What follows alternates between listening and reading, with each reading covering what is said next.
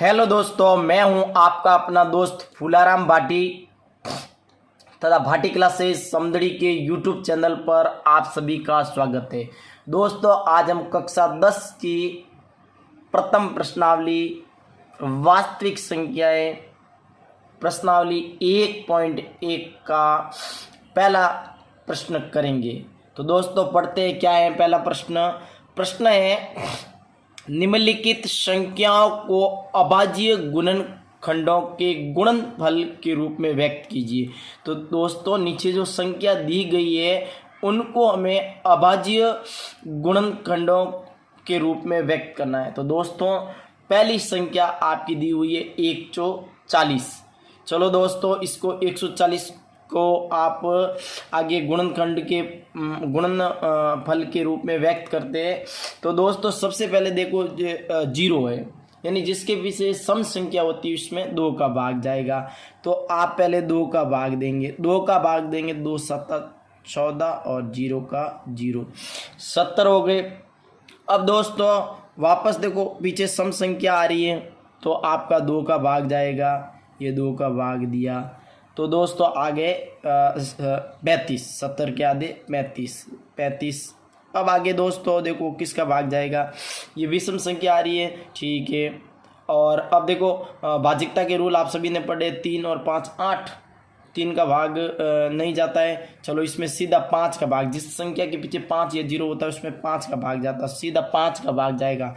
5 का पारा कितनी बार बोलते, 35 आता 7 बार। अब दोस्तों 7 में 7 का भाग ही जाएगा। तो दोस्तों 7 में 7 का भाग जाएगा 1 बार।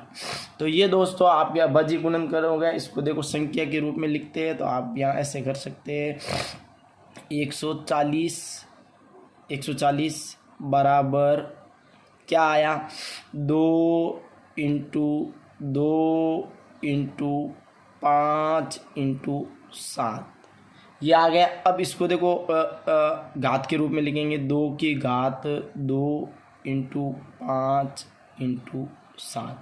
ये दोस्तों आपका प्रश्न हो गया कंप्लीट। तो इस प्रकार आपको दी गई जो संख्या है उनको अभाज्य गुणनखंडों के गुणनफल के रूप में व्यक्त करना है। दोस्तों अगली संख्या है 156। तो दोस्तों पीछे सम संख्या है, 2 का भाग जाएगा। अब 2 का भाग जाएंगे, 2 7 14 और 2 8 16, यानी ये आपका 78 बार गया। अब वापस दोस्तों पीछे सम संख्या है, 2 का भाग जाएगा, 2 का भाग आप जाएगा 2 3 6 और 1 बचा 18, 2 9 18 39 बार जाएगा। अब दोस्तों 39 में देखिए पीछे विषम संख्या आ गई, तो 3 और 9 12 में 3 का भाग जाता है। तो इसमें 3 का जाएगा, 3 का पारा कितनी बार बोलते हैं, तो 39 आता है 13 बार। 13 का 13, 13 दूना 26, 13 तिया 39, 13 बार बोलते हैं। अब दोस्तों 13 में जाएगा, अब 13 में इसका भाग लगाएंगे। तो दोस्तों 13 में किसका जाएगा, 13 का ही जाएगा और किसी का नहीं जाएगा, ठीक है। तो ये इसका शेषफल बचा। अब आप लिखेंगे इसको अभाज्य गुणनखंड का गुणनफल के रूप में। तो 156। अब देखो यहाँ से लिखना है 2 × 2 × 3 × 13, ठीक है। अब इसको अभाज्य गुणनखंड घात के रूप में लिखना है ना, तो 2 की घात 2 × 3 × 13। इस प्रकार दोस्तों ये आपका उत्तर हो गया। अब देखो दो संख्या को हमने अभाज्य गुणनखंड बहुत ही आसानी से कर लिया है। दोस्तों अगली संख्या है 38 25। तो देखिए सम संख्या नहीं, इसलिए 2 का भाग नहीं जाएगा।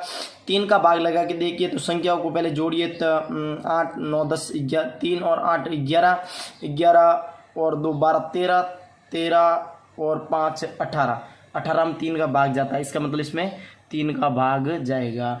तो दोस्तों 3 का भाग देंगे, तो 3 का भाग जाएगा, 3 एकम 3, 3 दूनी 6, 3 7 21 और 1 बच गया, 3 5 15। तो ये 3 का भाग गया। अब दोस्तों आगे देखते हैं, अब 3 का जाएगा नहीं जाएगा, कैसे पता लगाएंगे, विषम संख्या इसलिए 2 का तो जाएगा नहीं। 2 और 1 3 और 7 10 और 5 15, 15 में 3 का जाता है, इसका मतलब 3 का जाएगा।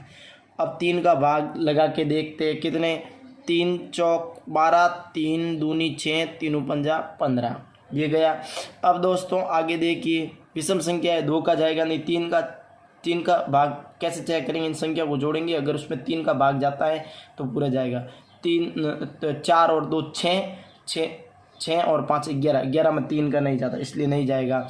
4 का दोनों संख्या वो पीछे वाले में जाता है, नहीं जाता। अब 5 का जाएगा, 5 का क्यों जाएगा, क्योंकि किसी संख्या का अगर पीछे 5 है और 0 है तो उसमें जाएगा, तो 5 का देख के लगे, 5 का भाग जाएगा, 5 का जाएगा 8 बार जाएगा 40, 8 बन जा 40, 2 बच के 55 25 और 85 बार गया। अब आप देखेंगे 85 में 5 का जाएगा क्योंकि पीछे 5 है, क्योंकि 3 का तो जाएगा नहीं, 8 और 5 13 नहीं जाएगा, तो 5 का लगा के देखते हैं। 5 का जाएगा तो 17 बार, 17 5 85 होता है, 5 एकम 5, 3 बचे 7 पंजा 35। अब 17 में दोस्तों 17 का ही जाएगा। अब देखो 17 में 17 का जाएगा और ये 1 बार। तो दोस्तों इस प्रकार आपको ये संख्या करनी है, बहुत ही सरल है, सिंपल है। अगर आप दोस्तों भाजकता के रूल अगर आपको नहीं आ रहे तो मैं आपको एक वीडियो बना के भाजकता के रूल बता दूंगा कि कौन सी संख्या में किस प्रकार का भाग जाएगा। तो 38 25 के अभाज्य गुणनखंड क्या होंगे, 3 × 3 × 5 × 5 × 17।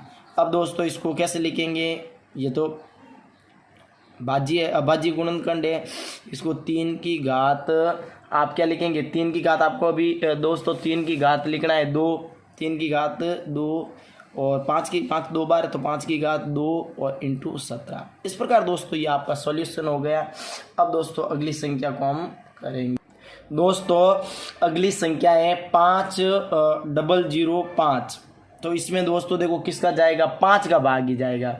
विषम संख्या है, 2 का जाएगा नहीं, 3 का भी जाएगा नहीं, 4 का नहीं, सीधा 5 का जाएगा। तो 5 का भाग देंगे, 5 एकम 5 00 और 5 एकम 5। अब दोस्तों देखिए अब किसका भाग जाएगा, अब दोस्तों इसमें देखो 7 का भाग जाएगा सीधा, बाकी किसी का नहीं जाएगा। तो देखते हैं कैसे, 7 का गया 7 एक बार, 7 एकम 7, 3 बचे 7 चौक 28, 2 बचे 7 या 21, तो ये 143।